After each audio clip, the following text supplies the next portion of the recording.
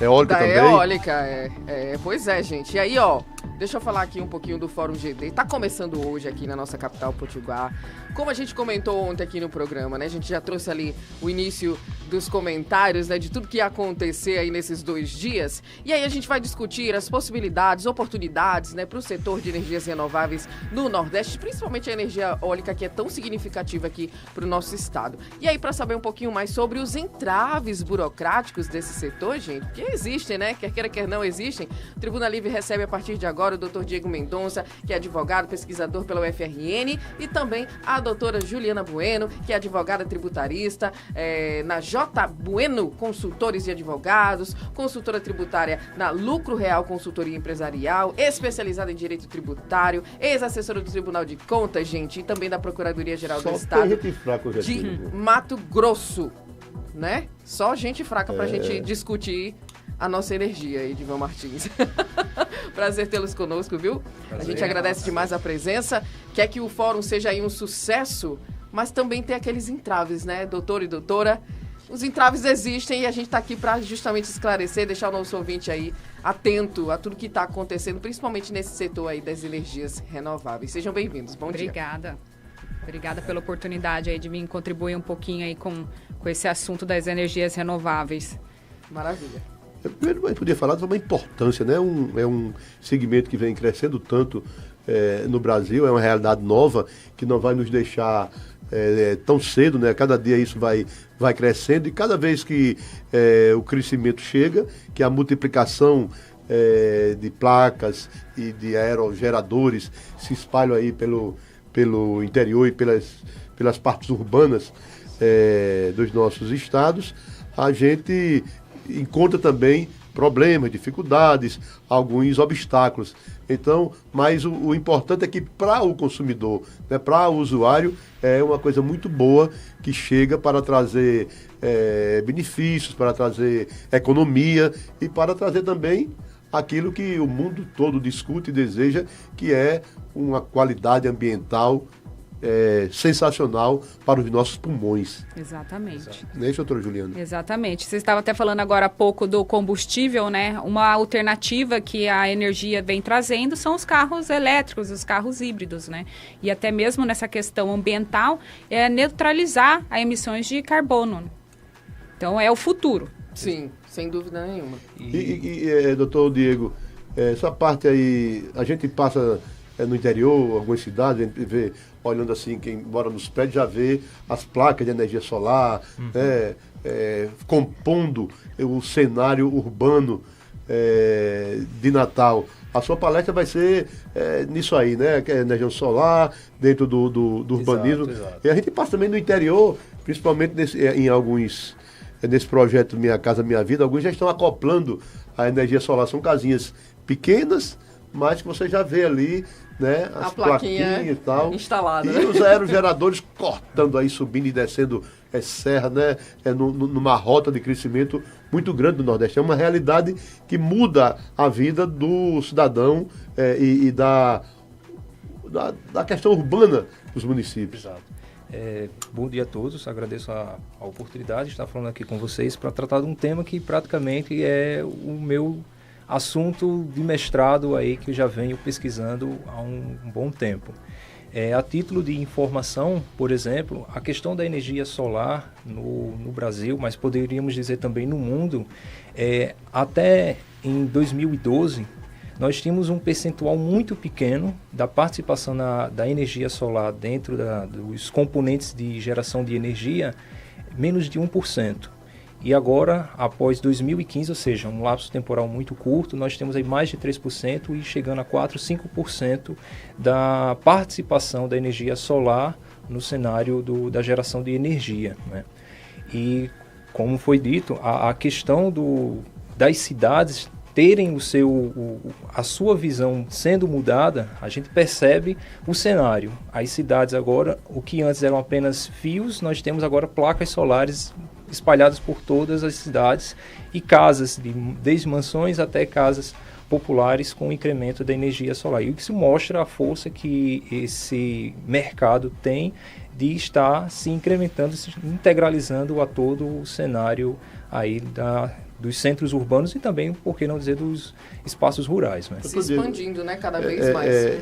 Eu acho que quem não entrou ainda nessa política de economia aí que precisa muito, porque todo prefeito vive choramingando, e é verdade, né? As atribuições são muitas e os recursos também são poucos. Mas os municípios não poderiam organizar suas usinas, usar mais a energia solar, a energia eólica para o consumo das suas secretarias, de todo o gasto, que é um gasto realmente significativo. Então isso geraria uma economia muito importante. Vocês têm assim, alguma ideia de alguma experiência que já esteja acontecendo no Brasil?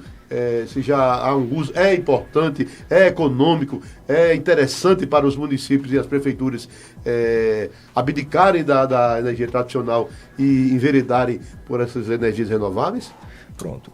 Posso até apresentar como exemplo aqui mesmo na capital potiguar a existência de uma legislação voltada para o incentivo de uso de energia solar para os semáforos, como também a utilização de energia solar para órgãos públicos. Essa legislação já existe, por exemplo, a questão dos semáforos, ela é até recente, em 2021. É aquelas plaquinhas, Isso, as placas de energia solares acopladas aos semáforos, mas já existe desde 2008, por exemplo, legislação aqui na capital relativo ao aquecimento da água por alternativas fontes renováveis.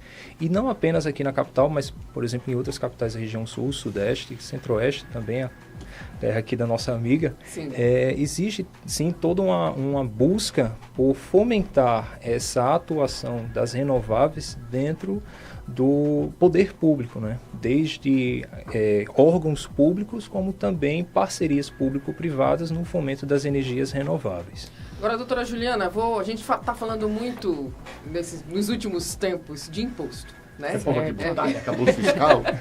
Imposto para lá, imposto para cá. Quais são os impostos que incidem ali na conta de energia? E eu já aproveito para juntar duas coisas aqui, né?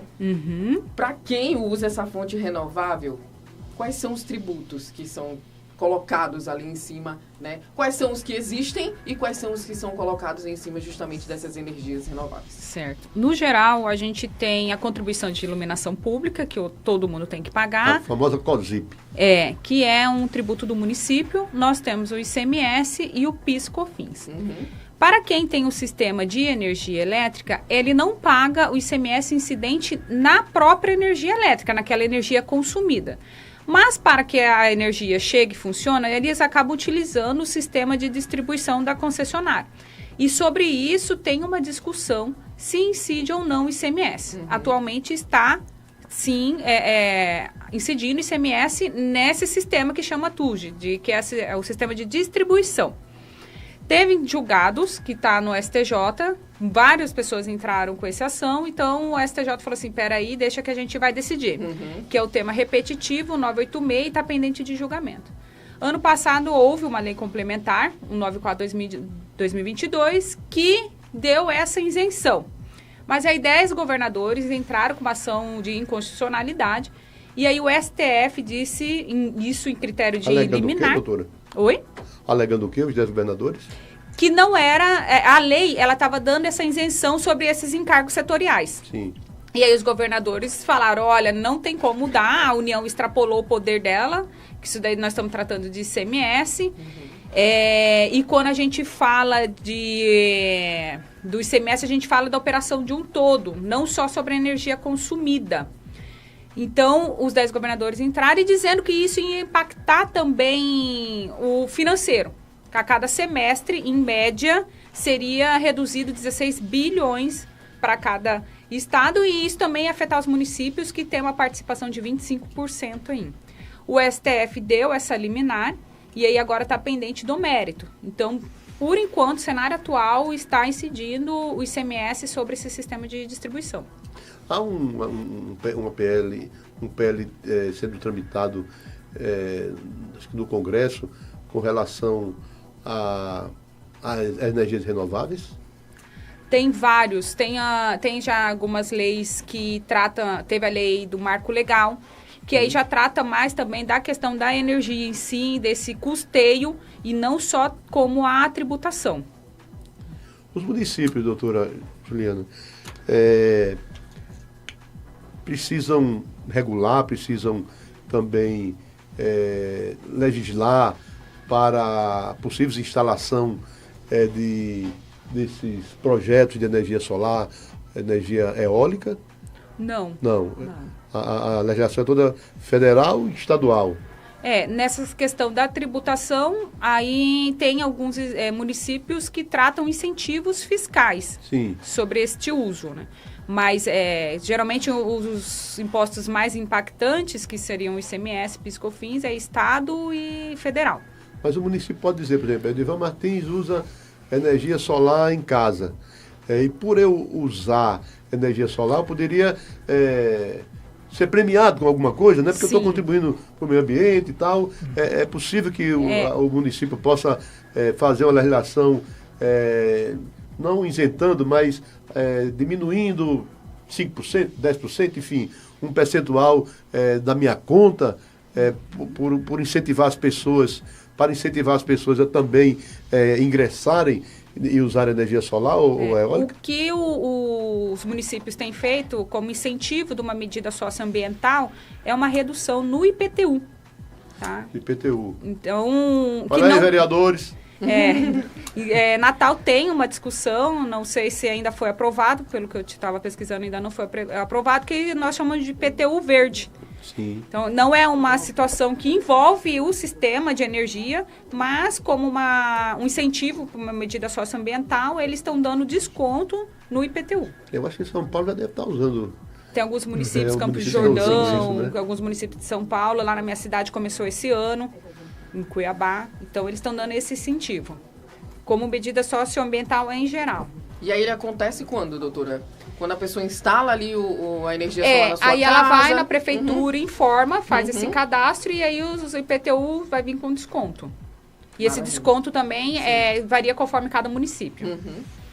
Doutor Diego, pensando nos avanços aí, né? Falando da cidade em si, né? Dessas políticas públicas que vão ser mais vigentes ainda, né? E a gente precisa delas para fomentar, né, o desenvolvimento aqui do setor no estado.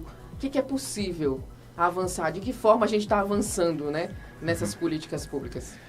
Além das questões propriamente de incentivos fiscais que nós temos, existe também o pensamento do urbanismo, né? A gente poder fomentar as políticas públicas a partir do urbanismo, que seria basicamente isso, medidas promovidas pelos próprios municípios através de seus planos diretores, que isso são de competência dos municípios, em que hajam políticas que faça esse desenvolvimento das energias renováveis, propriamente a energia solar, que é a que tem, digamos, em termos de logística, mais facilidade de sua operação.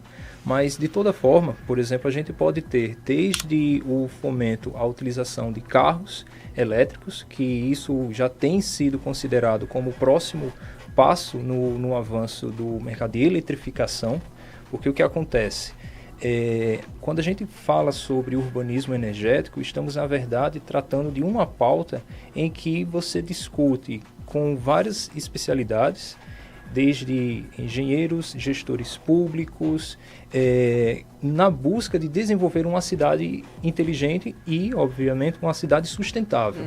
Então, o foco da promoção de políticas públicas voltadas para as energias renováveis é justamente estabelecer qualidade de vida, desenvolver uma cidade em que ela tenha ali todo um plano diretor que fomente essa possibilidade de que tanto as pessoas no sentido privado, trabalhadores, pessoas que atuam no setor de energia elétrica consigam ter esse incentivo, como também a gente ter a atuação prefeitos e vereadores, Câmara Municipal de um modo geral, na atenção a esse setor. E de que modo? Como eu disse, tanto carros elétricos como também utilização de materiais voltados à redução e aumento da eficiência energética, reduzir os impactos ambientais, aumentar a eficiência energética dos órgãos públicos, por exemplo, redução de custos, redução de gastos desses materiais que geralmente acontecem bastante na construção civil, por exemplo. Então quer dizer que nesse quesito plano diretor, Natal está pronta, né? Porque houve um avanço importante, Isso. né? O novo plano diretor de Natal, aprovado recentemente, abriu muitas oportunidades para um crescimento, e tem que ser um crescimento sustentável, um crescimento respeitando a natureza. Nós já temos aqui uma cidade que, eu acho que 48% do nosso território não tem possibilidade nenhuma de construção, porque é formada por mangues, por dunas, por rios e tal. Então, já há uma preservação quase que natural, porque nós temos um cordão dunar muito grande, e de mangues também. Então, qual a ligação assim direta que você faz com a cidade que já está pronta, com o plano diretor e a energia renovável? Pronto. O plano diretor de Natal, por exemplo, ele apresenta em seu texto 11 vezes o termo energias renováveis. E o que basicamente isso significa? É que existe agora uma preocupação legal por parte do município em que não apenas o fomento da atividade das energias renováveis seja uma preocupação do município, mas também viabilizar os serviços de energia no município de Natal através, como a gente vem aqui discutindo, incentivos fiscais para quem tem a energia solar já instalada em sua casa, como também aqueles que pretendem instalar. Há também a construção de edifícios cuja eficiência energética seja o seu maior diferencial no mercado da construção civil, por exemplo. Então, o fomento que o município de Natal pode promover, embora haja essa limitação da construção no município, é justamente procurar a eficiência dessas construções, buscar a eficiência energética. Porque justamente o urbanismo energético tem como uma das suas pautas principais a ideia da eficiência energética. E eficiência energética nada mais é do que você fazer muito com pouco. Então, se vocês conseguem fazer muito com pouco, isso na seara dos recursos renováveis é praticamente você utilizar poucos recursos naturais que muitas vezes não são renováveis, são recursos da construção civil. A gente sabe muito bem que há um desperdício muito grande, e quando a gente aplica isso dentro do espectro das energias, propriamente a eletricidade, energia renovável, eólica, nós podemos aí construir uma cidade que seja amiga dos seus cidadãos. Então, como é que a gente pode dizer isso? Basicamente, é fazer com que as pessoas se sintam à vontade numa cidade em que ela promove a qualidade de vida.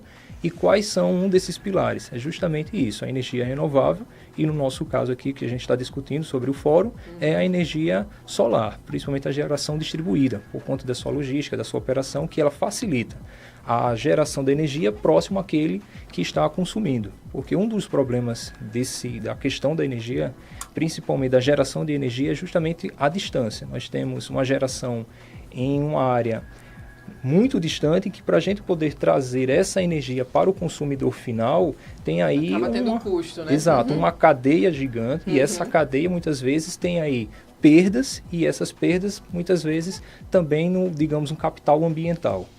Então, isso são incentivos dentro dessa lógica entre urbanismo, energias renováveis e políticas públicas, desenvolver propriamente a eficiência energética e promover legislação que apoie esses empreendedores cujo o maior interesse é justamente isso, criar uma eficiência energética mais próxima daqueles que irão fazer o uso das energias.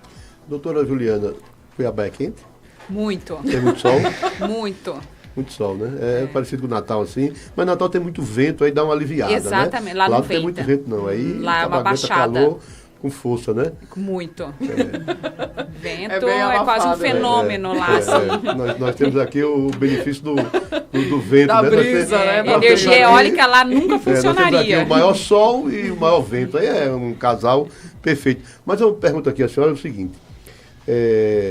Já que é o tema da sua palestra, o que é que dá dor de cabeça? O que é que está dando dor de cabeça no investidor? São os entraves, do empresário, né? qual é o entrave, o que é que dificulta a vida dele? Precisa de uma legislação mais aberta, precisa de quê? Qual é hoje o empresário que está neste mercado da energia eólica, da energia solar, das energias renováveis, qual é a preocupação maior, qual é a dorzinha de cabeça que ele tem que se tirar, qual é o Doflex para resolver a parada? No segmento da tributação, hoje a gente está vivendo um mundo de insegurança jurídica. Olha, aí já é uma dor de cabeça. Muita. Então, assim, a gente tem STJ e STF se pronunciando no assunto, quem vai resolver o quê? Sai uma lei, aí sai uma ação, e aí, ao mesmo tempo que essa lei saiu dando a isenção, já saiu uma liminar do Supremo dizendo já para tudo. Já tramita matéria Então, ao mesmo tempo que a ANEEL até publicou um ofício dizendo, olha, Sim. sobre tais componentes não vai incidir ICMS, já veio o STF e falou assim, não, para tudo. Enquanto a gente não julgar o mérito, ninguém vai usar desse benefício. É o Brasil. Então, nós estamos vivendo um mundo aí de insegurança jurídica. E a ANEEL faz isso por resolução, né? Não, ela faz baseada portaria? na lei complementar. Sim, ela na lei publicou complementar. um ofício baseado na lei complementar que tinha sido publicada. Sim. Só que aí veio essa ação direta de inconstitucionalidade Sim. com uma liminar que suspendeu. Então, faz isso. Não, agora para. Então, a gente está vivendo numa insegurança. Então, a gente precisaria de uma segurança maior dos tribunais superiores, de como a gente vai conduzir nessa questão, principalmente do ICMS. É uma sombra, uma nuvem pesada em cima Chuvosa. do sol. Em cima do sol. Uma nuvem chuvosa, né? Como está chovendo hoje aqui. Fora os Deus. interesses, né? Como estava dos critérios que o próprio ministro Luiz Fux concedeu a liminar, foi que isso impactaria em 16 bilhões a cada semestre. Entendeu? Então, tem as questões dos interesses financeiros, políticos aí para estar gerando maior insegurança. E essa reforma tributária que está sendo discutida leva alguma coisa em consideração? Tem alguma política especial? Estão pensando na questão da energia renovável? Indiretamente interfere porque ela vai estar englobando a questão do ICMS. Mas eu, particularmente, só acredito vendo. Isso daí vai impactar. O setor de serviço vai aumentar muito a carga tributária. Então, eles estão numa briga para que isso não seja aprovado. Doutora Juliana, palestra hoje? Sim. Que horas? 17 horas. Às 17 horas. Doutor Diego, também hoje? O Diego Natalê, Cidade do Sol, mas a chuvinha dele trouxe 3 camisas. Preparado mesmo para... Tá preparado, né, para o exato. friozinho, né? Às 15 15 horas, horas, né? isso. Se você ficou curioso, a gente convida que você participe. Esse fórum vai ser muito bacana, muito legal. Vai acontecer hoje, vai acontecer amanhã. Se você for já de hoje, já vai conhecer aqui a doutora Juliana, vai conhecer o doutor Diego. E um prazer para nós tê-los aqui. Muito obrigada, viu? A gente agradece pelas colocações, pelas informações. E você fique atento. Falar nisso, deixa eu passar aqui o site. forumgdnordeste.com.br, tá? Vai lá para você se inscrever. Ainda dá tempo? Creio que ainda dá tempo, né? De se inscrever? Sim. Portanto, Só corre chegar lá no centro de Doutora convenções. Juliana já conhecia Natal? Já conhecia. Já, né? Cidade maravilhosa. Então foi a pipa. Também, né? O Natal precisa ir lá em São Miguel do Gostoso, que é onde tem mais vento no Rio Grande do Norte. Não conheço. Pois Vou ter que voltar para conhecer. Agora vá assim com né? Vai chegar pesada, porque o vento leva. O vento leva. Ali é forte, a prática né? de esporte lá, Isso. muito... Né? O pessoal adora o kitesurf. Para mim é novidade, né? Que eu não tenho isso na minha cidade. Pois é.